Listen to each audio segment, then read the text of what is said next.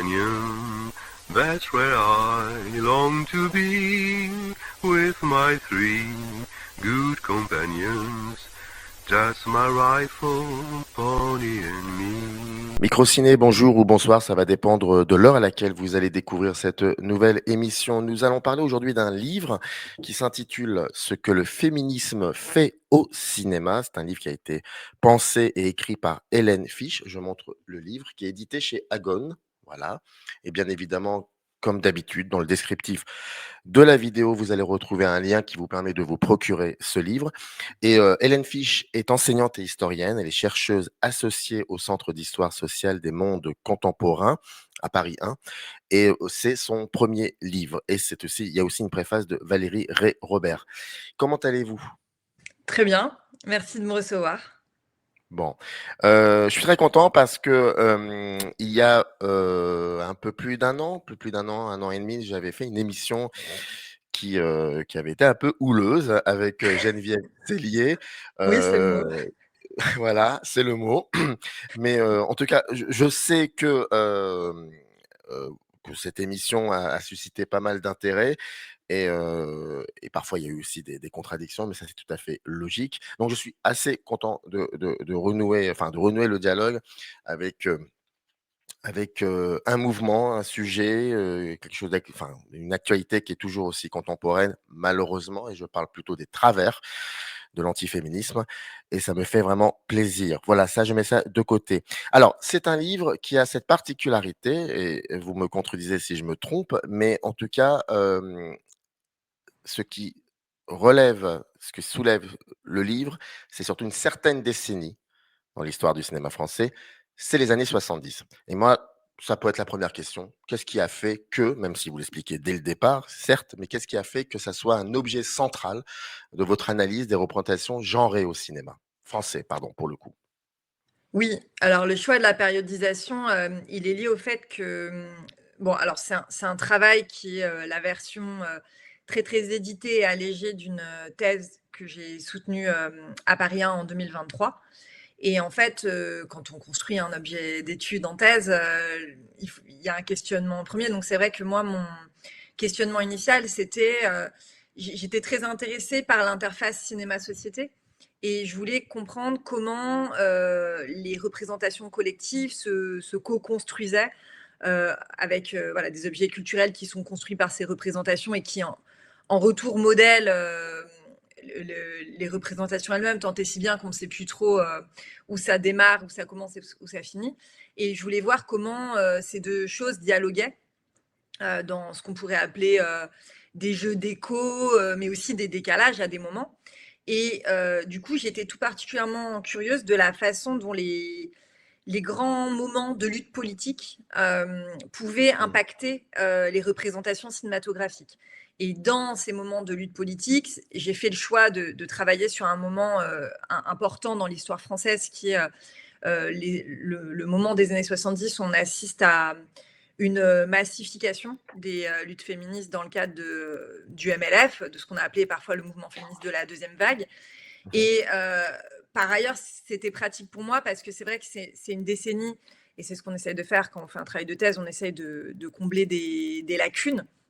Et c'était une décennie qui avait été très peu étudiée par le champ universitaire, qui a bon, connu toujours, quand on regarde les livres d'histoire du cinéma qui essayent de faire, d'étudier le cinéma français de manière très transversale, c'est une décennie qui est souvent un petit peu regardée de haut, parfois un peu méprisée, comme une décennie où il ne se passe pas grand-chose, qui n'est pas assez innovante sur le plan formel, qui est plus vraiment dans l'héritage de la nouvelle vague et qui a mis un cinéma trop commercial au goût du jour, de l'appréciation de certains historiens, certaines historiennes. Donc, il n'y avait pas grand-chose finalement sur cette décennie, donc ça m'a paru comme un bon objet d'étude pour combler certaines lacunes du champ de la recherche. Ce qui est assez étrange, c'est que, voilà, première digression. On se disait hors caméra qu'il y aura peut-être des digressions, Oui. mais ce qui est assez étrange, c'est bon, Microciné est une chaîne qui baigne dans l'univers YouTube et il faut savoir que, donc dans l'univers cinéma du YouTube francophone, eh bien sachez que, beaucoup de youtubeurs, très souvent des youtubeurs qui sont issus de ma génération, c'est-à-dire entre 40 et 50 ans. Bon, moi, je suis plus du côté de 50 ans que 40 ans. Mais là où je veux en venir, c'est que, au contraire, les années 70, alors, j'ai oublié de préciser une chose importante. Ce sont des hommes, hein. Les youtubeurs dont je Ouais, parle sont, ouais, voilà, bon. Vous voyez très bien où je veux en venir. Eh bien, ouais. les années 70, c'est l'euphorie, c'est l'âge d'or. Et quand on Mmh. creuse un petit peu, comment dire, bah, dans leur discours, bon, bah, Annie Girardot, elle est mise de côté, Romy Schneider est mise de côté. Mais par contre, Delon, Belmondo, et vous l'expliquez très bien dans un des paragraphes, euh, c'est quelque chose qui représente ce que le cinéma français ne peut plus faire aujourd'hui, ou alors de manière assez timide. Donc, c'est assez intéressant de voir que allez, sur les réseaux sociaux, Mmh. une certaine catégorie, les hommes, certain âge, eh bien, il y a un retour aux 70 qui est. Alors, je ne vous parle même pas des années 80, mais ça, c'est plus du côté du cinéma américain et ça reprend quand même les mêmes thématiques Ouais. de cette espèce d'homme perdu, loser Oui, oui. ou une espèce de patriarcat qui ne dit plus son nom alors qu'on est vraiment dans le patriarcat. Ce que vous dites aussi dans le livre, mais on va y revenir. Je ne sais pas ce que vous en pensez de ça. Oui, je suis pas très surprise. C'est vrai que c'est une chose que j'ai constatée. Il y a un décalage entre ce qui manque dans le champ de la recherche et un enthousiasme qui peut demeurer de la part des cinéphiles. Bon, moi, je le vois beaucoup, je pense aussi que enfin, c'est beaucoup lié à la façon dont le cinéma des années 70 a abordé et a traité la question de la libération sexuelle. C'est-à-dire qu'on a d'un coup l'impression d'un cinéma, qui, est sans tabou, qui, prend beaucoup plus de liberté que dans les décennies précédentes. Bon, on le voit avec, par exemple, la production de Blier, ou, Mmh. je le vois aussi dans un enthousiasme qu'il y a encore un peu cinéphile pour, quelqu'un comme Joël Seria, pour Les Oui. Galettes de Pont-Aven, le statut un peu culte de certains films. Et puis, toutes les productions, tous les polars de Belmondo et Delon, je dirais que là, on est plus sur une culture fan, un peu aussi, qui est parfois prise avec une certaine distance, parfois même un peu d'ironie, c'est-à-dire il y a l'idée un peu du nanar aussi pour certains films. Alors je dis pas, il y a de très bons films parmi ceux-là, mais certains, dans les déclinaisons du polar, c'est un peu l'idée d'aller regarder des, il y a un côté quand même encore un peu cinéma à papa qui évoque une nostalgie. Euh, et donc, on va retrouver un enthousiasme dans la culture fan, dans une sorte de cinéphilie, parce que la cinéphilie des réseaux sociaux, c'est une cinéphilie populaire, qui va contourner le snobisme qu'on avait eu dans la cinéphilie des critiques et dans celle des historiens du cinéma. Donc, je suis pas très surprise, mais je pense que c'est lié à ce vent de nouveauté qui a soufflé un peu dans les années 70, enfin de liberté plutôt. Mmh. Combien de films composent votre corpus? Alors, comme je suis historienne, hein, c'est ce que j'ai pas dit, c'est que c'est pas une thèse d'études cinématographiques, c'est une thèse d'histoire, ce qui explique aussi le regard que je pose sur les films et ma méthodologie. L'idée, c'était de montrer des grandes évolutions, des ruptures chronologiques. Donc, il fallait que j'ai des critères de délimitation objectifs et justifiables de mon corpus. Et moi, l'idée, c'était vraiment d'aller travailler sur des films qui ont été beaucoup vus et qui ont été très exposés dans l'espace public, donc des films qui avaient fait des entrées en salle. Et du coup, j'ai conservé tous les films qui, entre 69 et 82, on pourra reparler éventuellement des ruptures, mais ont réalisé plus de 700 000 entrées en salle. Je les ai tous recensés et sans discriminer, je les ai tous sélectionnés. Donc Mmh. ça en faisait beaucoup, en l'occurrence 362, qui ont composé ce corpus d'études. Alors, comment votre propre trajectoire donc d'abord de spectatrice, pour le coup, mais Mm. aussi de chercheuse, d'historienne, comment elle a modelé la manière dont vous appréhendez aujourd'hui ces films? Alors, déjà, je pense que c'est intéressant de préciser que c'est un cinéma, celui des années 70. Alors moi, je suis née dans les années 80, donc c'est un Mmh. cinéma déjà que j'ai pas connu au moment où les films sortaient en salle. C'est un cinéma que je connaissais très mal avant de choisir la décennie comme objet d'étude. En fait, bon, j'ai eu une cinéphilie qui s'est construite d'enfants des années 80-90 dans des classes populaires, qui s'est construite autour d'autres aires culturelles, donc beaucoup plus le cinéma hollywoodien, de blockbusters, de westerns, de choses. Il y avait des classiques, mais c'était pas ces classiques-là. Et Mmh. puis par la suite, en tant qu'étudiante, puisque je suis historienne, mais j'ai aussi fait des études, un parcours de master en études cinématographiques. en parallèle de mes études d'histoire et du coup, j'ai été exposée à un cinéma, beaucoup moins populaire, beaucoup plus d'auteurs et c'est vrai que du coup, là, moi, je choisis une décennie que je connaissais mal et un corpus vraiment de films quand même populaires. Donc initialement, j'avais cette impression, d'étrangeté un peu par rapport à mon objet d'étude et d'extériorité. C'est vrai qu'il y a une couleur bien particulière à ces années 70, une photographie, un peu des styles de dialogue que je connaissais mal. Donc je pense que ça m'a aidée à aborder les films, sans a priori. En fait, je savais pas trop ce que j'allais trouver. Je savais ce que je cherchais, mais je savais pas quelles allaient être, mes découvertes. Je savais pas vraiment à quel type de film, à quel type de représentation j'allais être exposée. Donc c'était pratique pour moi dans le sens où j'arrivais sans rapport affectif, préalable au corpus et que, c'est quand même ce qu'on est censé faire en recherche, c'est-à-dire, adopter une posture, aussi neutre que possible, une posture d'objectivité. Mais j'arrivais quand même avec des outils d'analyse, une grille d'analyse, des outils qui allaient m'aider à maintenir une posture de recherche face à ces objets d'étude. Donc j'arrivais quand même avec, des questionnements, évidemment qui me faisaient filtrer les informations des films. C'est-à-dire que dans ce que je dis sur les films, je me suis concentrée sur l'évolution des grandes figures masculines, féminines, des archétypes, des motifs narratifs autour des rapports entre les sexes. Donc c'est déjà un biais d'étude des films qui ne sature pas tout ce qu'il y a à dire sur les films, mais c'est vraiment cet angle-là que j'ai conservé. D'un visionnage comme ça de ces 362 films, vous saviez ce que vous cherchiez, mais vous ne saviez pas sur quoi vous allez tomber.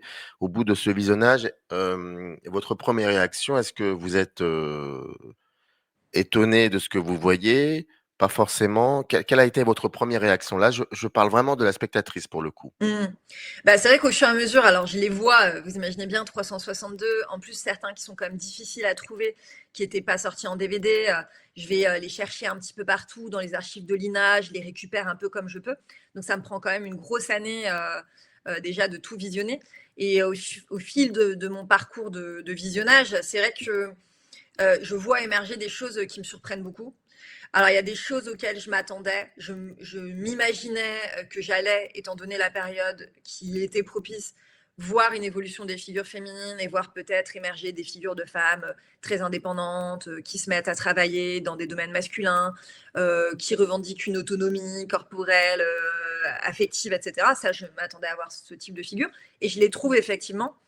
Mais je ne m'attendais pas à constater que finalement, les changements les plus marquants et peut-être même les plus substantiels concernent, je ne m'attendais pas à ce que ça concerne avant tout les figures masculines. En fait, je savais que je voulais à la fois questionner aussi bien l'évolution des figures féminines que masculines, mais je m'attendais à ce que ce soit plus intéressant sur les figures féminines et que j'ai peut-être un peu moins à dire sur les hommes. Et finalement, je me retrouve avec quand même un corpus. Je constate à quel point il y a plus d'hommes, il y a plus d'acteurs, il y a plus de rôles masculins. C'est à peu près du 70-30 pour rôle masculin, rôle Ouais. féminin.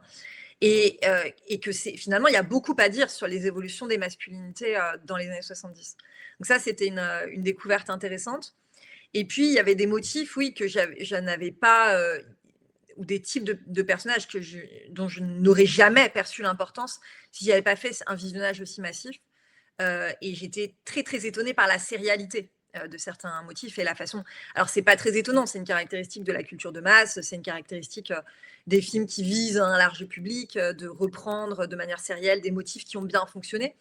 Mais à quel point, la déclinaison à l'infini de certains motifs m'a beaucoup surprise. On va y revenir. Alors, vous évoquiez au début de l'émission le fait que votre corpus, repose, sur un large ensemble de films entre parenthèses, Mmh. à succès commerciaux. Donc c'est-à-dire que vous privilégiez plutôt les œuvres populaires, plutôt qu'un corpus, on va le dire, on va synthétiser grossièrement, film d'auteur. Est-ce que Oui. c'est parce que vous avez remarqué, c'est ce que vous dites dans le livre, que les films commerciaux, entre parenthèses, pour le coup, ils se sont emparés plus rapidement, des thématiques féministes et encore que, ça on va aussi en parler, des Mmh. thématiques féministes que le cinéma d'auteur. Est-ce que c'est le cas? Alors, c'est le cas, mais c'est pas forcément une donnée que je pressentais avant de visionner. Je j'aurais pas su trancher, là-dedans. J'ai été assez surprise de constater à quel point c'était le cas et en réalité, mon choix de conserver de construire mon corpus sur la base, du critère des entrées en salle, c'était un Mmh. choix qui était guidé, par, la cohérence, que je voulais donner à mon objet d'étude. C'est-à-dire que, bon, déjà, il fallait que j'ai un corpus homogène avec des critères objectifs et fiables à partir, desquels je pouvais construire, des statistiques pertinentes. Donc il fallait que pour identifier des ruptures, il me fallait travailler sur un grand nombre de films. Mais ensuite, sur le plan historique, on peut quand même considérer que le succès commercial d'un film, c'est en soi une donnée signifiante. C'est-à-dire que le fait qu'il y ait un succès commercial, ça me disait, puisque moi je fais de l'histoire des représentations, ça me disait déjà une chose historiquement intéressante qui a eu un moment donné rencontre entre un film et son public, que donc la communication qui a entouré le film, communication volontaire ou involontaire, hein, d'ailleurs, mais a suscité un intérêt, soit pour le sujet traité, soit pour le type de personnage qui était mis en scène, soit pour les stars qui incarnaient ces personnages, pour l'auteur, hein, peut-être. Donc il y a eu déjà un événement du point de vue de l'histoire culturelle avec la sortie de ce film. Et puis, puisque je m'inscris dans une perspective d'histoire des représentations, puisque moi, mon questionnement, c'était de savoir aussi comment ces films avaient pu éventuellement en retour modeler les représentations de leur public. Forcément, il me fallait des films qui aient été vus. Donc, il fallait qu'il y ait eu une exposition du film dans l'espace public. Ce qui en fait déjà, ce qui lui donne des chances d'avoir modelé. Alors, c'est pas parce qu'on le voit qu'on adhère, hein, on est bien d'accord, c'est beaucoup plus complexe que Mmh. ça, mais déjà, c'était une base de travail. Et en fait, vu que j'ai quand même mis une limite qui est assez basse, 700 000 entrées en salle, il y a quand même beaucoup de films qui le font, en l'occurrence 362 entre 69 et 82. Il se trouve que j'ai réussi à avoir dans mon corpus des films que les critiques et que le public identifie comme cinéma populaire, cinéma commercial, peu importe comment on le nomme. Moi, je parle de films à succès parce que j'essaie de rester neutre dans mon vocabulaire. Mais il y a quand même pas mal de films à l'intérieur de ce corpus que la critique et le public identifient comme cinéma d'auteur, comme film d'auteur. Alors, c'est la frange du cinéma d'auteur qui a obtenu du succès.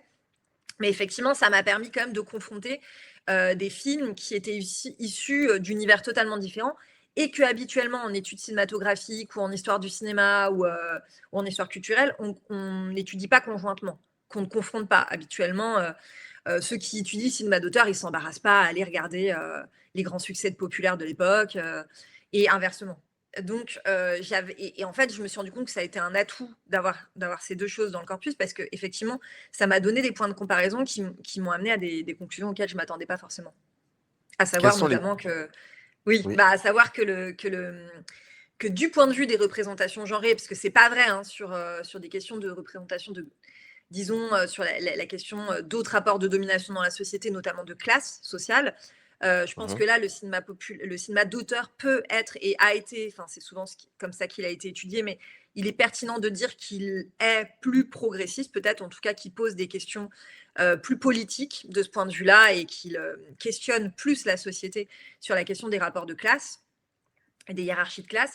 En revanche, sur les questions des rapports de genre, le cinéma d'auteur est beaucoup plus à l'arrière-garde et disons conservateur en reproduisant des stéréotypes hérités sans les questionner que ne l'a été le cinéma commercial de la période qui, pour des raisons assez opportunistes, hein, c'est pas des raisons féministes dans la plupart des cas, qui peuvent être tout simplement la volonté de toucher un public qui semble à ce moment-là aux producteurs ou aux auteurs modelés, intéressés par les questionnements portés par les féministes, par le mouvement féministe.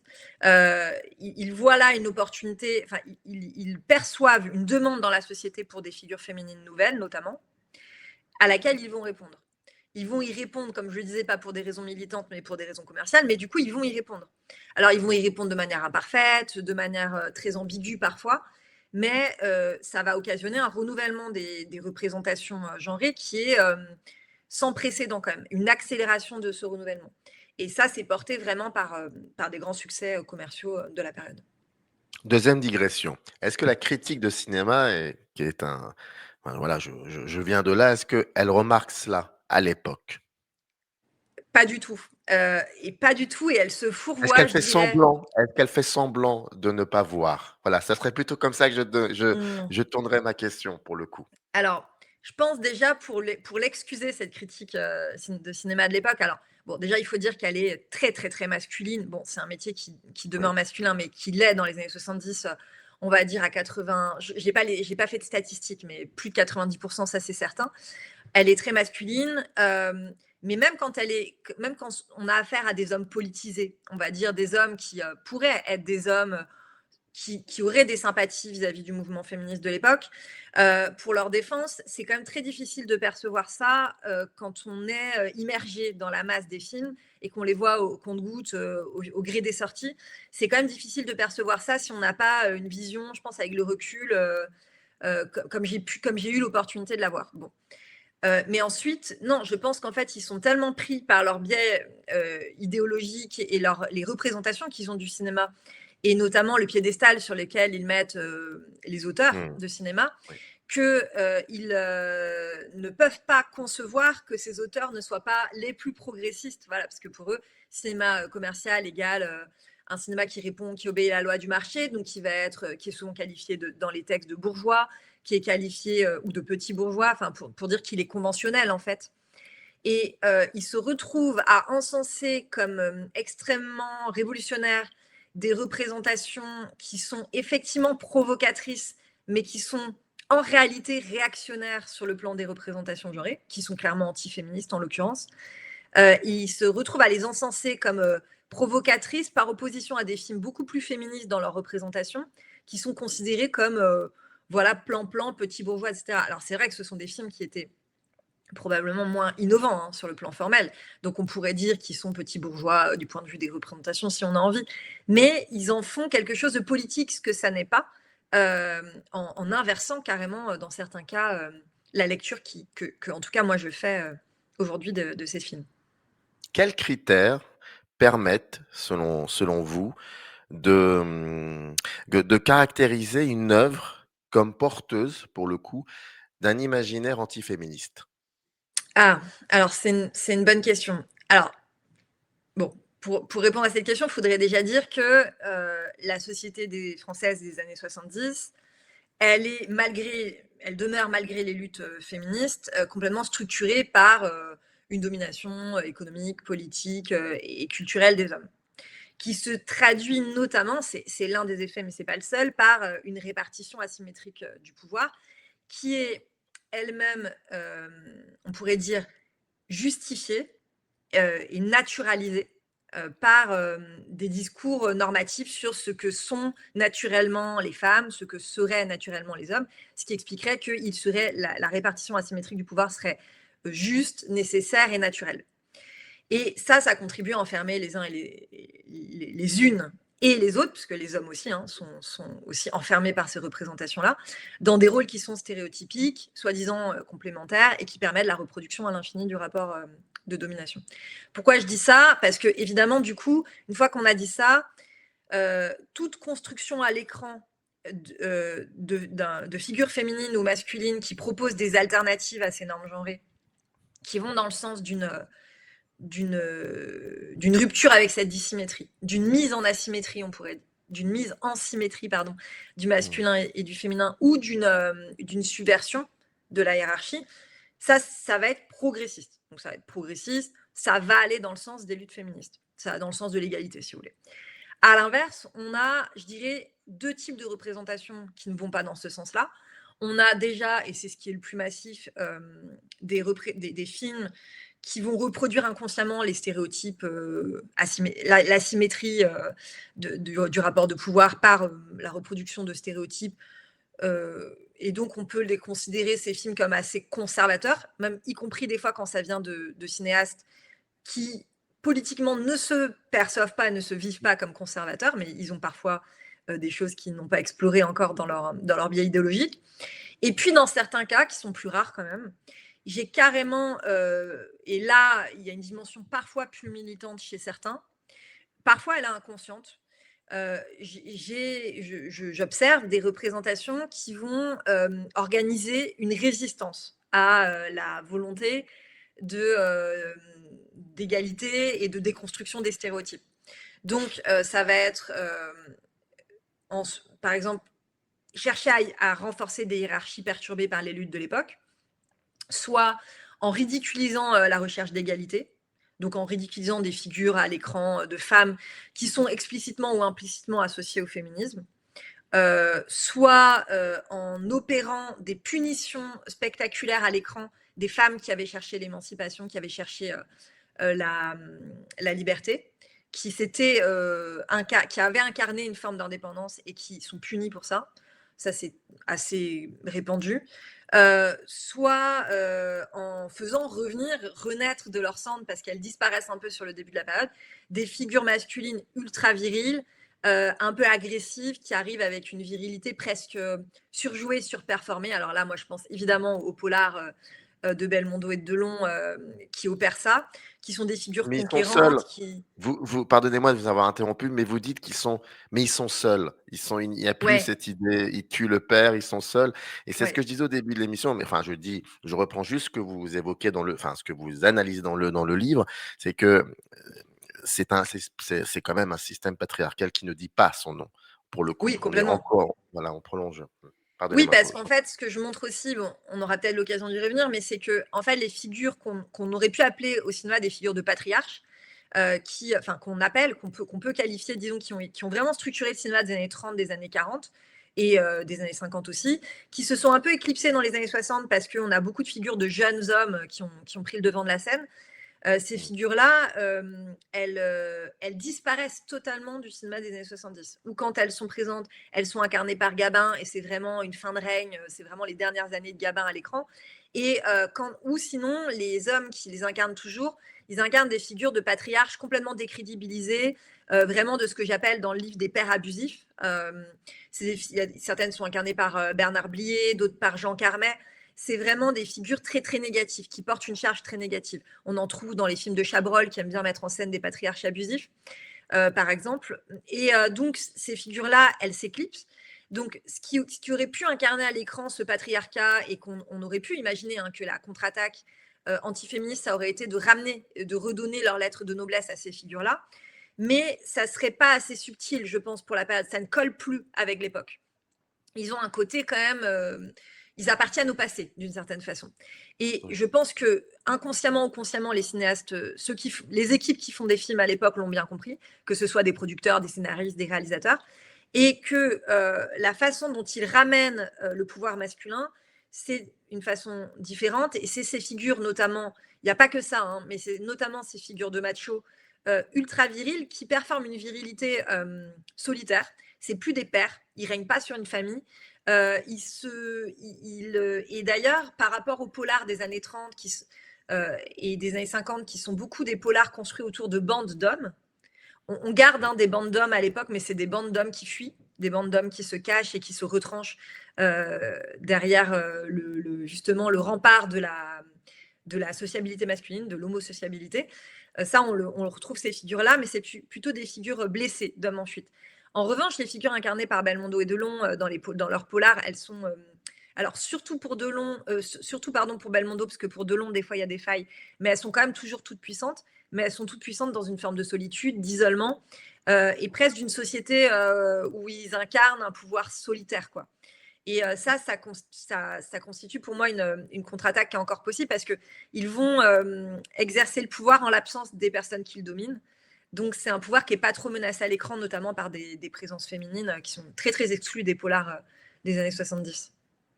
Alors, je vais faire une autre digression, mais vous n'êtes pas obligé de commenter, c'est juste quelque chose à laquelle je pensais. J'ai toujours perçu, et on revient très vite au livre, hein, parce que là, on va pas. Encore que, j'ai toujours perçu le fait que Delon, Belmondo se retrouvent dans des films seuls, parce qu'il y avait aussi, peut-être, je dis bien de manière un peu inconsciente, l'idée que autrefois, ils n'étaient pas seuls, ils étaient ensemble. Donc, quand je dis ensemble, c'était qu'il y avait toujours un groupe d'acteurs. Comme ces acteurs, pour la plupart, soit ils sont décédés, ou alors ne jouent plus réellement. Je pense à Gabin, ils continuent à perpétuer un autre cinéma français des années 50, surtout des années 50, et qui revient sans cesse, mais différemment. Enfin, voilà, je Oui, referme cette il y a de parenthèse. ça, oui. Il y a un peu de cela. Parlons un peu de la structure du livre. Alors, je disais donc que le livre s'ouvre sur une préface de Valérie Rey-Robert. Ensuite, il y a une introduction, une autre histoire du cinéma français à l'heure du MLF. puis, il y a une première partie, féminité, le traitement ambigu d'une émancipation, l'irruption massive des femmes agissantes à l'écran, puis Annie Girardot, on va en parler juste après. Popularité et ambiguïté d'une figure de femme indépendante. Puis Garce, femme fatale et femmes enfants. Un star system féminin limité. Et ensuite, boom, gifle et diabolo. Là, vous vous concentrez sur vous axez votre étude autour des adolescentes au cinéma. La seconde partie, elle est axée autour des masculinités, déstabilisation, réaction, repositionnement. Vous avez commencé un peu à en parler. Donc, il y a un cinéma d'hommes en crise, il y a Tuer le père, ce que vous disiez, déclin des patriarches et mutation des figures paternelles, des histoires d'hommes entre eux, homosociabilité et antiféminisme. Alors, par exemple, on pourrait penser comme ça tout de suite à Nous irons tous au paradis ou Un éléphant, ça trompe énormément, pour le coup, que j'ai toujours Ouais. trouvé très compliqué par rapport à la représentation de la femme. Mmh. Voilà. La victoire des losers, le succès comique d'une masculinité alternative. On pense notamment à Pierre Richard ou Michel Blanc. D'ailleurs, il y a tout un chapitre sur Michel Blanc. Puis ensuite, il y a la conclusion, la filmographie. Euh, Là où je veux en venir, c'est que euh, est-ce que alors par exemple, prenons Annie Girardot. Vous dites en gros que dans les années 70, il y a comme ça plusieurs comédiennes et comédiens qui sont plutôt enfin, qui suscitent un intérêt grandissant au niveau du public. Annie Girardot fait partie, voire même du triumvirat avec, je crois, si je Mmh. me trompe pas, Delon et Belmondo. Ouais. Mais est-ce que c'est un leurre finalement, après avoir étudié les films dans lesquels Annie Girardot a joué? Vous voulez dire, est-ce que c'est un leurre, est-ce que le fait qu'elle ait incarné une indépendance féminine, peut nous tromper sur C'est ça, c'est ça. oui. Est-ce que c'était voilà, c'est là où je veux en venir. Oui, alors c'est vrai que dans le film, je fais, ce qu'on appelle des star studies ou, dans le champ universitaire, mais bon, tout simplement, j'y vais étudier la persona des stars, en mélangeant, ce qui est dit sur leur vie privée et sur l'image qu'ils ont à l'écran.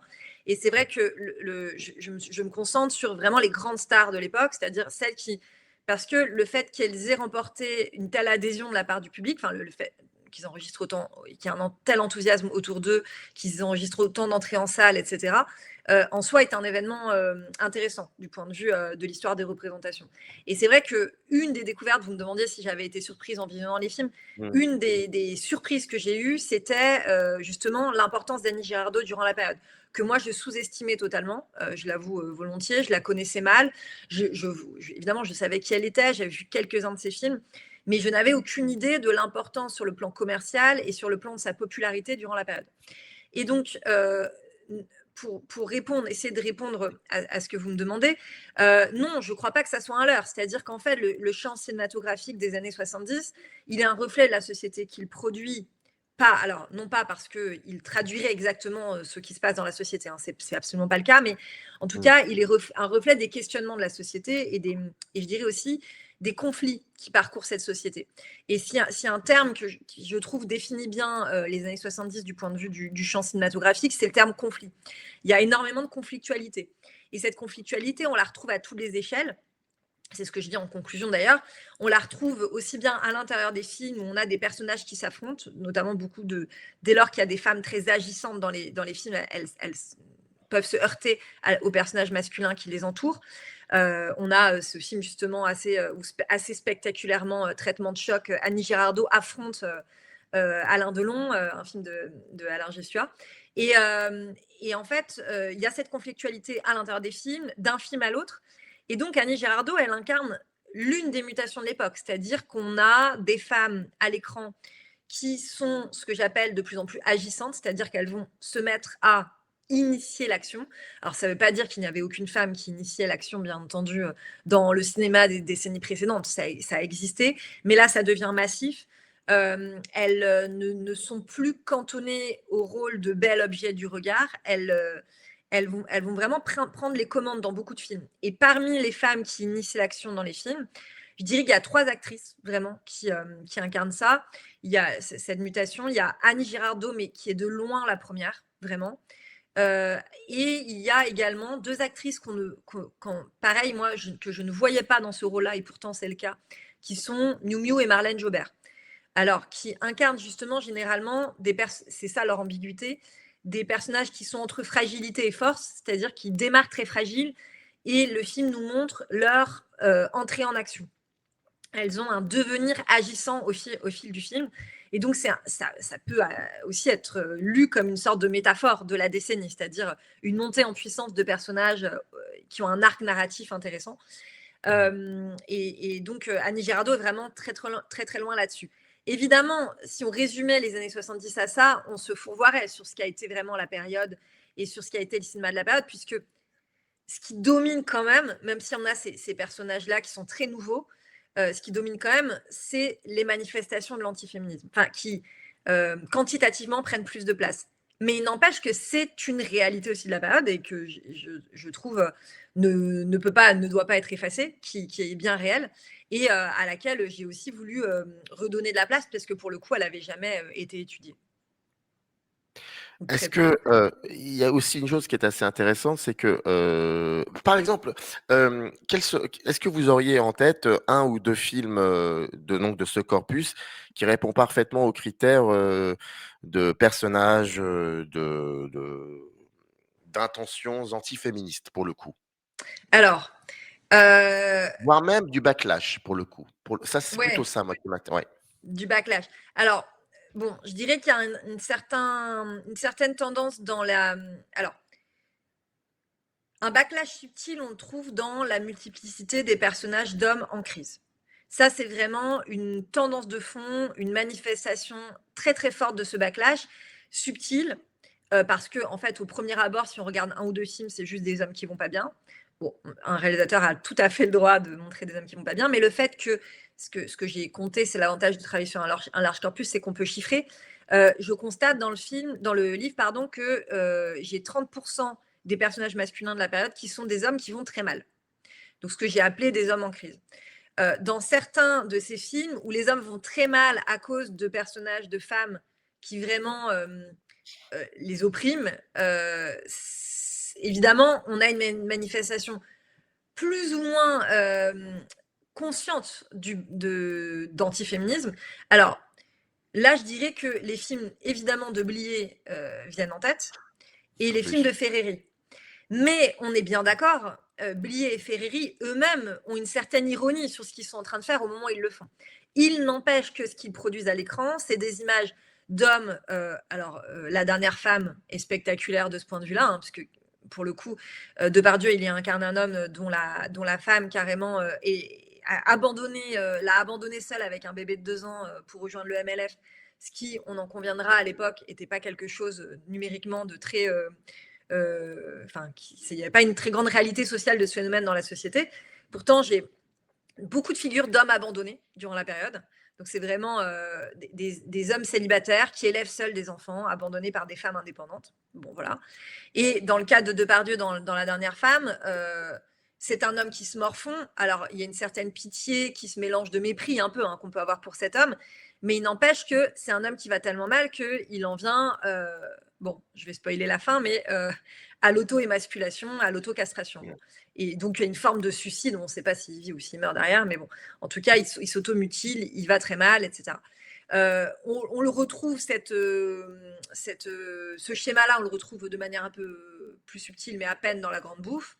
Et puis, on a le spectaculaire Calmos de Blier durant la période à la même époque, où les féministes sont caricaturées sous la forme de personnages assez abjects, pour lesquels il est difficile, avec lesquels il est difficile de se connecter. On a d'autres films dans lesquels c'est plus subtil, c'est-à-dire on a juste des personnages de femmes insupportables et on a des hommes qui vont très mal et qui essayent qui vont essayer de créer des liens de solidarité entre eux. Alors je pense à Pile ou Face, Oui. par exemple, qui est un film dans lequel, c'est dommage de le spoiler, mais bon, il y a un rapprochement. Il y a un enquêteur qui est incarné par Noiret d'ailleurs, qui enquête sur une femme dont il pense qu'elle a été tuée par son mari et qui a chuté par la fenêtre. C'est un film où vraiment les femmes sont des ménagères acariâtres, elles maltraitent tout le monde, et on en comprend que les hommes en sont venus, eux qui sont opprimés, à devoir s'en débarrasser physiquement. Ils n'ont plus beaucoup de choix. Et puis on retrouve ce type de personnage de ménagère abominable dans par exemple Les Galettes de Pont-Aven, ou bien également de Tavernier en Afrique avec Ah, coup de Norvège. torchon. Coup de torchon. Voilà, coup de torchon, voilà, c'est ça que je Il y voulais a dire. Série Noire aussi. Il y a Série Noire de Voilà, Corneau, le personnage de voilà, série Myriam. noire ou l'accusation de viol. Alors, on est en plein dans les débats sur le viol, et là, il y a une Ouais. accusation de viol qui va précipiter la chute d'un homme. Alors, c'est des hommes qui organisent cette accusation de viol, hein, mais c'est finalement le motif du viol qui va précipiter sa chute et qui va être au cœur de sa frustration et de sa colère. D'ailleurs, il se vengera surtout, enfin, au départ, il se venge contre une femme. Donc, c'est un motif qui est au cœur de la contre-attaque et qui est D'ailleurs, franchement anti-féministe. ah oui, j'ouvre une parenthèse pour les gens qui ont 50 ans comme moi, pile ou face, dans lequel il y a Dorothée, qui joue d'ailleurs très très bien, qui était Ah oui, une actrice, exact. une Ouais. très bonne actrice en devenir Dorothée, c'est dommage. Je, je referme cette parenthèse. Mais en parallèle, le cinéma d'auteur, même si vous êtes axé beaucoup plus sur effectivement les films commerciaux, parce que pour les personnes cinéphiles surtout, qui connaissent un peu les années 70, Delphine Seyrig revient très souvent en tête. Il y a Mm. d'autres cinéastes femmes aussi qui sont là. Et d'ailleurs, je crois même que, je l'ai noté quelque part, oui, que vous montrez que les réalisatrices de cette période-là, il y a Oui, beaucoup plus de réalisatrices que dans les années 60. Donc, les réalisatrices de cette période-là, elles réussissent souvent à être étiquetées comme féministes. C'est oui. très intéressant, cela. Alors ça, oui, alors bon, on aurait pu, enfin, c'est pas si étonnant, mais effectivement, c'est une donnée très marquante de la période. En fait, bon, faut bien comprendre la position dans laquelle elles sont. Alors déjà, elles ont vraiment du mal avec la notion de film de femme, qui est tout le temps, qui est créée à cette époque-là et qui est employée par la presse parfois pour les qualifier. Euh, Bon, faut bien comprendre que en fait, tout le cinéma de la période quasiment est un cinéma d'hommes. Alors moi, sur les 362 films que j'ai étudiés, puisque j'ai gardé un critère d'entrée en salle, j'ai pas les films avec Delphine Seyrig, j'ai pas tout ce cinéma-là qui n'a pas passé la barre des 700 000 entrées. Donc c'est vrai qu'avec ce critère de réussite commerciale, je me retrouve avec 8 films réalisés par une femme sur 362, donc 2%. Donc de fait, le Ouais, ouais. cinéma de la période, c'est un cinéma d'hommes. Et personne dit film d'homme pour qualifier les films d'hommes. Donc elles sont assez insupportées pour ça. Bon, par ça, on peut le concevoir, on peut le comprendre. Et puis, effectivement, la question qui revient tout le temps quand elles font des interviews, c'est de savoir si c'est un film féministe, si c'est un film féminin, est-ce qu'il y a une dimension militante. Et c'est une question qui leur est toujours posée. Et en fait, vis-à-vis de ça, elles sont très prudentes dans les réponses qu'elles apportent. Faut bien comprendre que, en fait, elles sont aussi complètement, disons, dépositaires d'une idéologie qui prévaut à ce moment-là, de l'idée que l'acte de création serait un acte universel qui transcenderait les questions de classe, de race, de genre, etc. Et on voit bien que c'est pas vrai de fait là dans les années 70, puisque en réalité ces femmes-là, lorsqu'elles font des films, elles proposent véritablement des alternatives aux représentations dominantes, mais c'est une chose qu'elles n'ont pas envie de revendiquer. Et puis, il faut bien comprendre qu'on est à une époque aussi de très fort antiféminisme. C'est l'apogée, on peut dire, du mouvement féministe en France. Enfin, c'est un moment vraiment très important. Il faudra attendre il faudra attendre MeToo pour retrouver cet enthousiasme-là. On a un moment vraiment de diffusion des questionnements portés par les féministes dans la société. Mais tout au fil du temps, on a cet antiféminisme qui affleure. Et donc, elles essayent de le contourner. Et déjà que c'est pas facile pour une femme de se faire une place dans ce milieu, si en plus elle est féministe, on sent bien que c'est pas possible. Le film n'y résistera pas. La promo sera sabotée. Enfin, voilà. Donc, elles vont en permanence contredire cette idée qu'elles auraient un regard féminin et encore plus un regard féministe.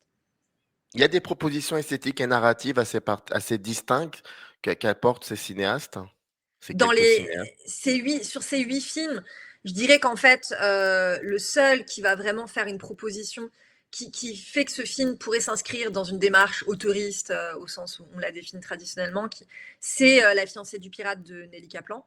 Les Kaplan, ouais. Et là, on est en 69. Et le reste de ces films-là, c'est des films plutôt qui s'inscrivent dans des genres populaires. Je dirais qu'il y a quand même une identité assez forte aussi de Diabolomante de Diane Curis. Mais sinon, sur le reste, sur le plan formel, on n'est pas très innovant. Il y a Yannick Belon, qu'on peut considérer comme autrice d'une certaine façon, mais Heu, je ne sais pas si sur le plan formel ça se traduit. C'est plus dans les Mmh. thématiques qu'elle aborde et la façon dont elle le fait. Il y a une originalité dans la démarche, mais qui n'est pas une originalité formelle. Mais effectivement, La fiancée du pirate, pour le coup, a une esthétique qui est quand même très, très affirmée et particulière et qui préfigure un peu l'enthousiasme qu'on aura avec ce mouvement féministe par la suite. Qui reste encore étonnant ce film, même aujourd'hui, Oui, je l'ai très revu il y a décon 2-3 ans, mais ouais, très assez étonnant. étonnant. Et Diabolomon, tiens, c'est intéressant, c'est une belle transition. Et Mmh. les adolescentes dans tout ça? Comment le cinéma français regarde ces adolescentes? C'est Mmh. dans la manière possessive du terme, bien évidemment. Oui, alors, une des choses qui m'a sauté aux yeux en regardant les films au fil de mon visionnage, c'était l'omniprésence omniprésence, c'est un grand mot, mais disons la présence des figures d'adolescentes et j'ai constaté donc il y avait beaucoup de figures d'adolescentes et beaucoup moins de figures d'adolescents masculins. Donc, je suis allée regarder ce qui se passait dans les décennies précédentes et je suis allée faire des statistiques et je me suis aperçue qu'en fait, le cinéma français n'avait, avant les années 70, pratiquement jamais proposé de figure d'adolescente. Les adolescentes sont absentes du cinéma français traditionnellement avant les années 70. Ou Alors, il y a des jugés, figures de... ou alors ils Pardon. sont jugés. Ou alors ils sont jugés. Je pense à Chien a perdu son collier de Jean Delannoy avec Gabin en avocat. Enfin, Oui, c'est terrible la jeunesse. La oui. jeunesse, c'est terrible. Les Alors, quand je tricheurs, dis par absentes, exemple. c'est elles peuvent être des personnages secondaires, mais c'est vrai qu'elles sont Ouais, rarement des ouais, mais ils personnages de premier sont plan, ou alors ce sont des jeunes filles, plutôt dans leurs 20, enfin 18-20 ans. Mais cette d'accord. figure-là, vraiment, cette période-là de la vie, de l'adolescence, qui est vraiment une période qui commence à être pensée et conçue à l'époque, elle va être incarnée au féminin dans les années 70. Donc déjà, c'était un switch qui était extrêmement intéressant, puisque ça se double aussi de l'effacement des figures de jeunes adolescents qui avaient, voilà, avec les 400 coups, étaient Mmh. des figures importantes avant. Et donc, je dirais qu'il y a plusieurs façons de les traiter. Il y a une façon dont le cinéma d'auteur va les traiter, avec Joël Seria, qui vraiment est obsédé par les figures de très très jeunes filles, hein, qui vraiment fait part d'ailleurs en interview de sa difficulté à trouver des très jeunes filles. Il aimerait des plus jeunes. Il aimerait du 12-13 ans. Et c'est compliqué pour lui sur le plan de trouver des femmes, des filles de cet âge-là qu'on autorise à tourner au cinéma sur des longues périodes, etc. Donc il va choisir des figures de filles un peu plus âgées, enfin des actrices un peu plus âgées, mais qui font très jeunes. Notamment dans Mais ne nous délivrez pas du mal, voilà, qui est centré autour de figures d'adolescentes, qui est le seul film d'ailleurs totalement censuré de la période au départ. Et puis Blié avec Beau-Père, par exemple, hein, Ouais. qui nous fournit une figure aussi d'adolescente. Je dirais que ces cinéastes-là sont représentatifs d'une tendance qui va être masculine et qui va être celle du cinéma d'auteur de la période, d'aller se servir de l'entrée de ces figures-là dans les préoccupations. C'est-à-dire qu'on commence à se préoccuper de ces jeunes filles qui, avec la question de la libération sexuelle, avec la question de l'accès à la contraception, ont de plus en plus d'autonomie sexuelle et affective et dans leurs loisirs, etc. Et qui devient un objet de préoccupation pour la société. On le voit vraiment, notamment parce qu'on a l'impression qu'on perd le contrôle aussi sur ces jeunes filles. On dit qu'elles sont de plus en plus dévergondées. Enfin, la société en parle beaucoup. Donc le cinéma va le traiter et va proposer des traitements qui sont très très différents d'un film à l'autre. Et pour le cinéma d'auteur, ça va être un traitement assez fétichiste de ces figures-là, qui sont hyper sexualisées et qui vont avoir des relations sexuelles avec des hommes beaucoup plus âgés, soit pour les provoquer, soit réellement par envie. Et évidemment, bon, ça semble beaucoup plus représentatif là des fantasmes et des projections de ces hommes plus âgés, hein, qui ont l'âge des hommes avec qui elles couchent dans les films, Mmh. que de la réalité de ce que les jeunes filles font véritablement de leur temps libre à l'époque. Et puis, on a un cinéma beaucoup plus populaire qui, dans des films qui vont être plutôt bon, soit méprisé par la critique, soit qu'on va trouver gentillet, mais sans plus, va proposer des films qui vraiment réfléchissent à la condition des jeunes filles dans la société de l'époque, en montrant les oppressions dont elles peuvent faire l'objet. Alors, c'est le cas de Diabolomante, même si il situe son action dans les années 60, c'est l'enfance de la réalisatrice, mais on va vraiment voir les limites qu'on leur met dans leur recherche d'émancipation, les interdits, etc., qui planent sur elles. On a aussi dans cette tendance-là Michel Lang qui adapte un roman écrit par une femme, Une fille cousue de fil blanc, qui montre vraiment une bourgeoisie qui opprime les jeunes filles. Et puis, quelque part entre les deux, on a ces comédies populaires à succès, La Gifle, La Boum, de Pinotto, qui prend un peu des deux et qui compose des objets du coup qui vont pouvoir plaire à tous les publics avec un discours assez ambigu sur cette émancipation des filles, notamment dans La Gifle par exemple, où on a à la fois une figure de jeune fille assez puissante qui défie son père Et puis la spectaculaire gifle de Retour à l'ordre, où on va du coup un peu concilier, ménager la chèvre et le chou, si on peut dire. Après, Lino Ventura est montré 20 minutes avant comme quelqu'un quand même qui tape des flics. Enfin, c'est un Oui, film un peu ambigu tout ça. ouais, Et ouais, exactement. Mais c'est volontaire, c'est-à-dire qu'il y a oui, une oui, ambiguïté qui est maintenue et qui permet de conserver l'adhésion oui, bien sûr. de plein de profils de spectateurs potentiels. Et d'ailleurs, dans ce film, la maman d'Adjani, c'est Annie Girardot. Donc, Qui est ce une que mère vous dites, indigne, qui eh a oui, abandonné le foyer et donc qui est remise aussi à sa place par Lino eh Ventura. oui, c'est ça, parce qu'elle a eu l'outrecuidance de contredire enfin voilà. Donc, Ouais, mais là où je veux en venir, c'est que le fait de consacrer tout un chapitre sur Annie Girardot et que, parce que c'est un film qui a été réalisé à la fin des années 70 pratiquement, je crois, et c'est passionnant ça aussi de voir que elle est encore là, même si oui, oui. elle est plutôt décriée. J'aimerais bien qu'on termine sur les figures masculines parce que vous y consacrez quand même toute une partie et c'est Oui, passionnant. Il y a l'émergence, enfin, vous en avez déjà un peu parlé pendant en 50 minutes d'enregistrement, mais il y a en gros dans l'émergence de figures masculines un peu en crise, c'est ce que vous dites, ouais. vous avez dit. C'est vraiment la Euh, toile de fond de la période, effectivement. c'est Ouais. vraiment la toile de fond de la période. Il y a ce que vous appelez, je crois, si je ne me suis pas trompé, le gentil perdant. C'est une masculinité un peu plus Oui. douce, c'est quelque chose dans ce genre. Et déjà, d'une part, quelle place elle occupe cette figure du gentil perdant dans le paysage genré de la période? Et deuxième question, et je pense qu'elle est très d'actualité, est-ce que toutes ces représentations masculines, est-ce qu'elles vous semblent aujourd'hui réactiver certains leitmotifs que Hmm. l'on observe dans les discours masculinistes d'aujourd'hui? Alors oui, pour revenir sur ces losers gentils, je dis losers Loser, perdants, ouais. effectivement, je compare deux acteurs dans ce chapitre-là, principalement des gentils losers incarnés par Pierre Richard et les méchants losers incarnés par Michel Blanc, avec le fameux Jean-Claude Duss et tous les personnages qu'il incarne derrière dans cette lignée.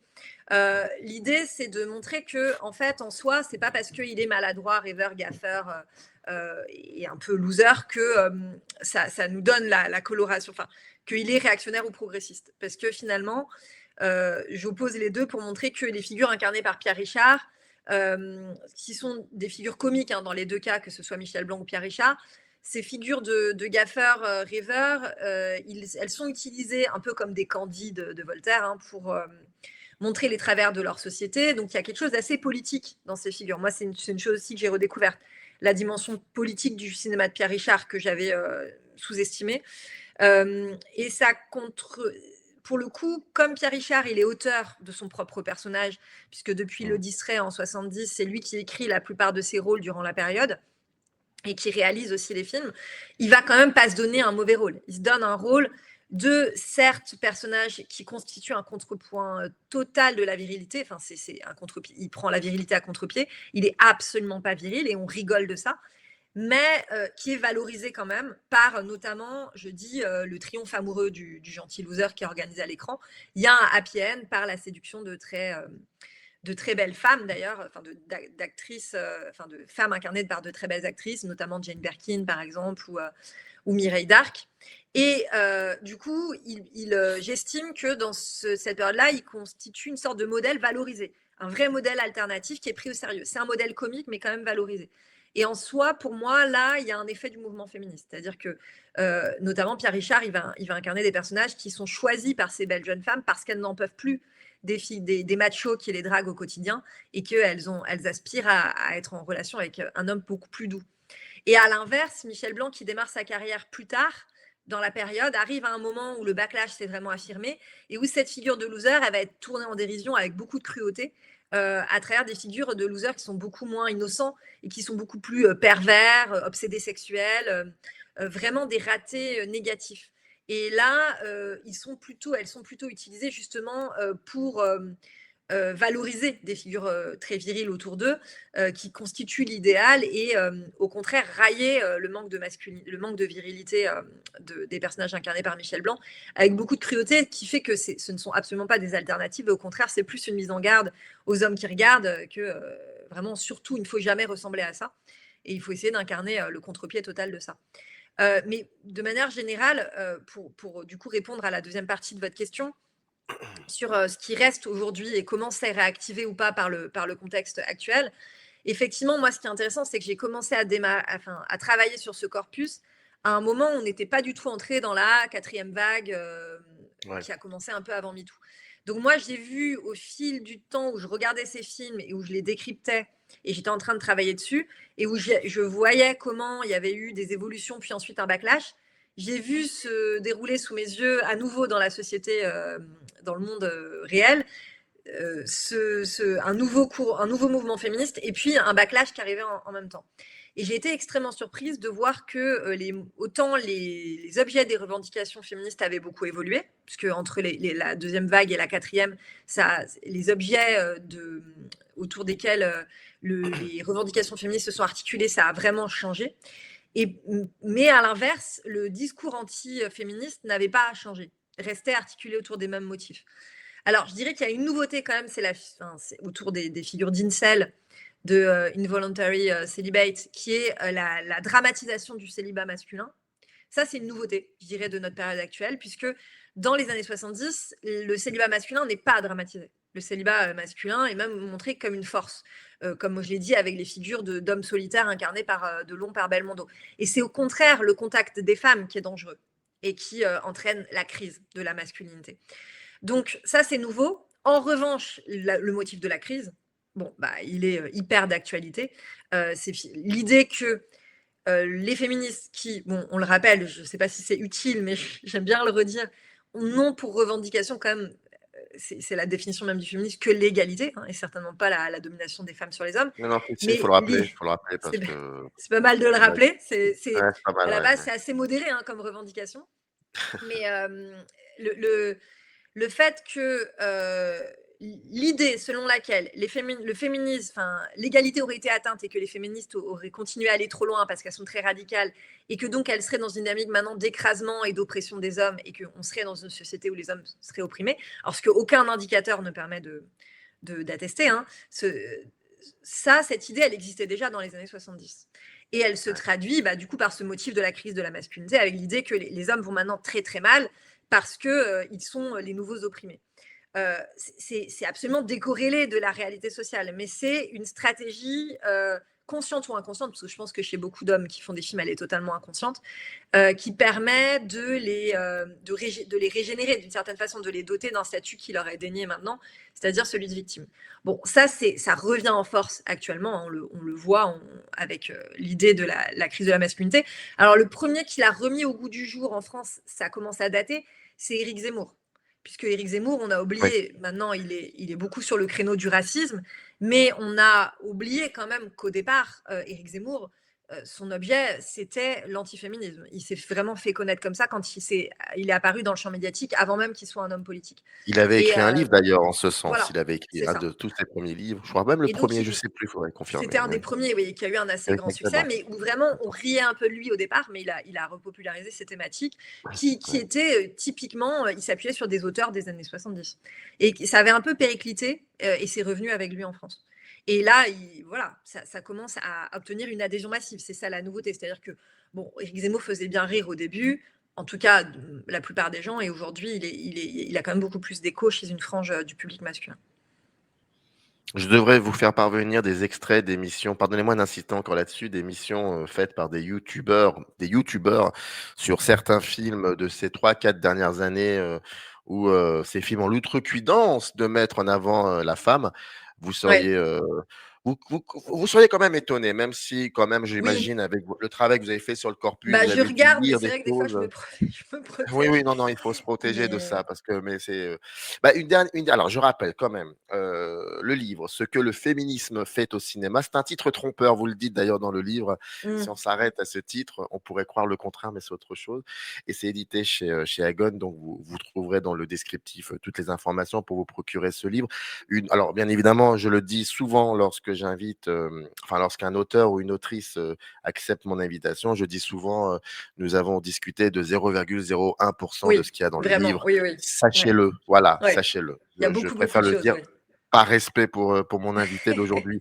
Mais mes dernières questions, comme j'aime bien tout ce qui est de l'ordre de la résonance, donc est-ce que là, comme cela, je crois que c'était même pas prévu, je vous la pose, mais si par exemple vous deviez identifier au moins un film ou 2 peut-être, français, hein, j'entends bien, contemporain, qui prolonge consciemment ou non, les dynamiques que vous avez mises au jour dans votre corpus, lesquelles citeriez-vous pour le coup? Ah! Alors pour le coup, c'est ce qui est intéressant, c'est que ces figures d'hommes qui vont très mal et qui sont perdus et ces hommes en crise des années 70, moi pour l'instant, je les ai pas encore retrouvés dans le cinéma, dans le champ cinématographique, actuel. Mmh. Je le retrouve dans l'espace médiatique, dans l'espace des réseaux sociaux, mais le cinéma, j'ai l'impression qu'il s'est pas encore emparé de ça, pleinement. Je dirais que finalement, ce qui prolonge, quand même le mieux, c'est, que ce qui était une nouveauté des années 70 et qui a reculé dans les années 80, c'est-à-dire la présence de femmes qui initient l'action, bah, là, évidemment, on le retrouve à fond depuis les années 2010. Il y a eu vraiment un tournant et qui est en partie lié aussi au fait qu'on ait de plus en plus de femmes cinéastes. Alors, pour bon, en citer quelques-uns, évidemment, je pense au cinéma de Céline Sciamma, je pense Oui. à ce genre de film. Mais la dimension antiféministe, pour l'instant, sur le champ cinématographique, je trouve, se fait discrète Il y a un film actuellement. qui est il y a un film qui est sorti, je crois l'année dernière ou il y a 2 ans, je ne sais plus, qui s'appelle, qui est une revi c'est un film réalisé par Houda Benhamida qui revisite, Les Trois Mousquetaires. Ça s'appelle Toutes pour une et donc ce Oui, sont 4 femmes. oui, Le film a eu un gros échec, public, oui, commercial, ouais, mais ouais. voilà, commercial, pardon. Mais les détracteurs de ce film, se sont amusés, à voir le film, à le regarder de manière négative par le prisme de ce que vous pouvez imaginer. Oui, j'ai suivi les débats autour. Alors moi, je l'ai pas Vous vu, avez ouais. mais effectivement, Ah, il peut être mauvais le film, hein, ça c'est même pas le plus important, enfin, moi oui, ce qui oui. me fait effectivement mais voilà, C'est-à-dire que oui, mmh, c'est drôle que de se rendre compte que c'est toujours enfin, vécu comme oppressif et enfin une oppression des hommes, de retourner une chose qui a été habituelle, c'est-à-dire le fait que on est habitué, nous, public féminin, à regarder en permanence des films centrés autour de la masculinité, de groupes d'hommes, etc., sans même le questionner et sans que ça nous pose problème. Et qu'à l'inverse, les hommes ont encore du mal à aller voir au cinéma des films centrés autour de femmes. C'est ce que les statistiques prouvent encore.